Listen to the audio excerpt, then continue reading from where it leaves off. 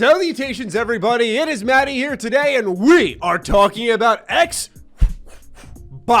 Ladies and gentlemen, finally, we have the Bethesda acquisition, and it is complete. And with that, this is the week we get those answers, the week that Microsoft lays out a giant piece of Munster cheese, and they write on it, all Bethesda games will be Xbox exclusive. And I can't wait for that day. And that day may be coming very soon, but we have an absolute metric ton of information to go over with this Bethesda acquisition. So if you are new here, you like the following things: Xbox, RPGs, Bethesda, and by chance me, then guess what? You should hit the subscribe button, hit the bell. It does help out the channel. I've realized there's an uptick when that type of stuff happens. I know, crazy thought, right? Go ahead, do all those fun things. But now we talk about the done deal. Let's get into it. This information comes from The Verge. EU approves Microsoft's $7.5 billion Bethesda acquisition. The article starts off by saying that the European Commission has approved Microsoft's $7.5 billion deal to acquire ZeniMax Media, the parent company of Doom and Fallout studio Bethesda Softworks. Microsoft's deal has been approved by the EU without conditions, as it, quote, does not raise serious doubts as to its compatibility with the common market, end quote. The acquisition required EU approval before Microsoft could finalize the Bethesda deal and bring future games to its Xbox Game Pass subscription. The article continues on saying, quote, the Commission concluded that the proposed acquisition would raise no competition concerns given the combined entity's limited market position upstream and the presence of strong downstream competitors in the distribution of video games, end quote, says a European Commission statement. Quote, the transaction was examined under the normal merger review procedure, end quote. So with this deal done, Xbox officially owns 23 first-party studios. Now, not all of those, a lot of Xbox fans want to hype that up. Not all those studios, I gotta be real, are supreme talent. But what is great here is that a lot of them have the key word for Xbox, as it always has been for the last, I want to say, 2 years, potential.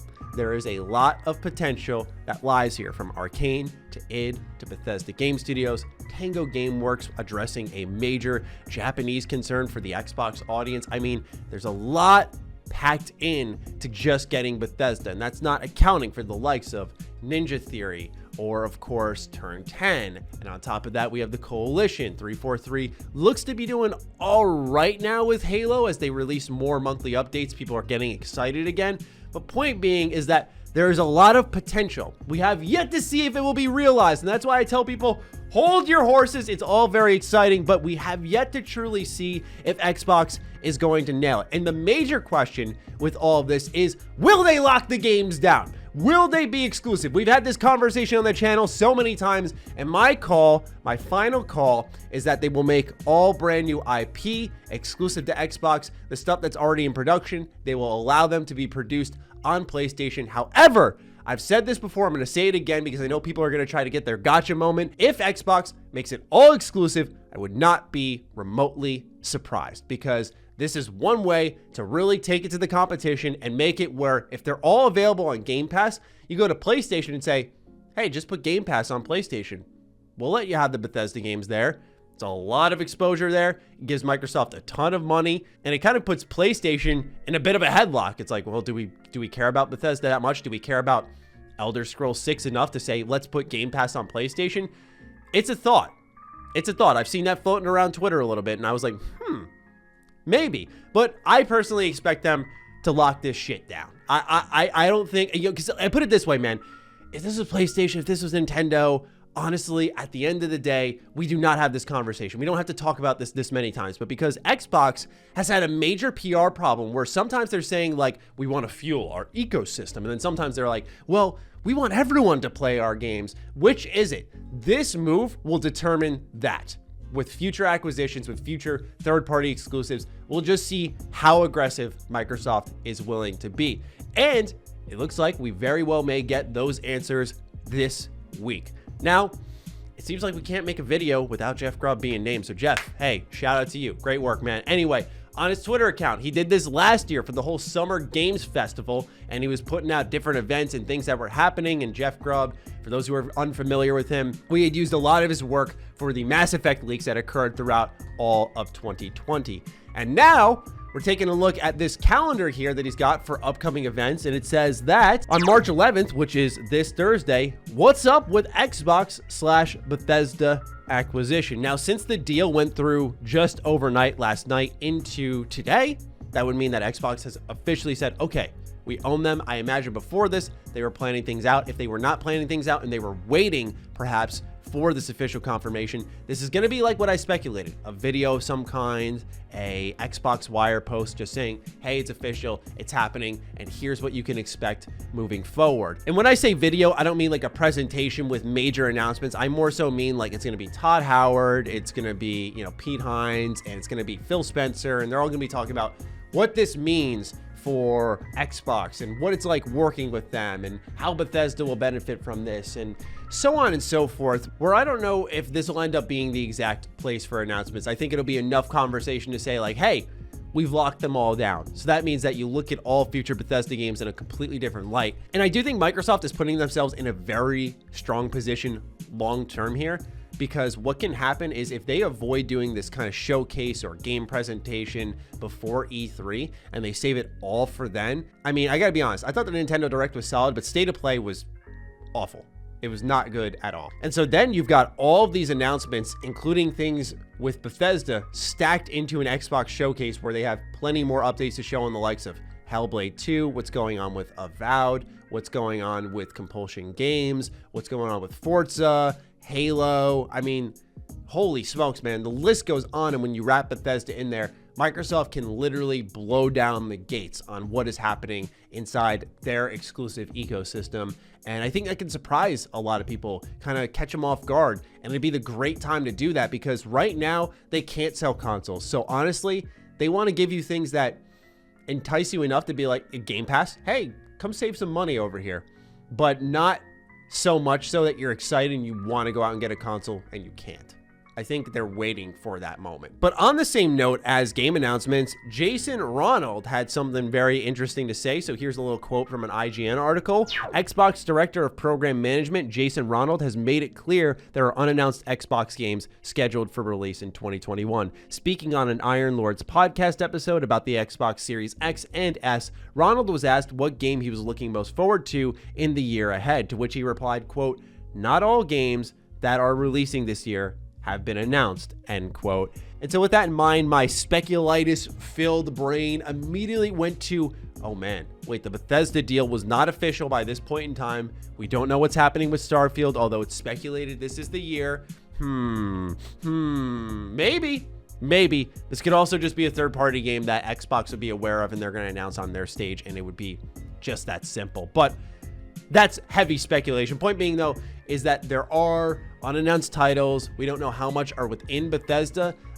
Most of their studios are wrapped up with work, from Arcane to Tango Gameworks to Bethesda Game Studios. Really, only one that I think has something ready to be revealed at some point is Wolfenstein 3, which we haven't heard much about other than, hey, this is something that's happening. And at the minimum, what's going to happen here is we're going to see all Bethesda games go to Game Pass, which a lot of people talk about the money saved because Game Pass brings you games that you were going to buy. But what a lot of people don't think about, I think, with major acquisitions like this and major additions to Game Pass is the money you save by saying, I tried this game out and I didn't like it when I was convinced I was going to buy it and enjoy it. And there's a major gap in that discussion. And so there's a win there. So even if Xbox takes what I would say is the very soft route and says like, hey, friends, we're not locking anything down. This is just going on Game Pass. Bethesda will be their own thing. I'm not saying I'd be disappointed because like, oh, Xbox fanboy. I don't care.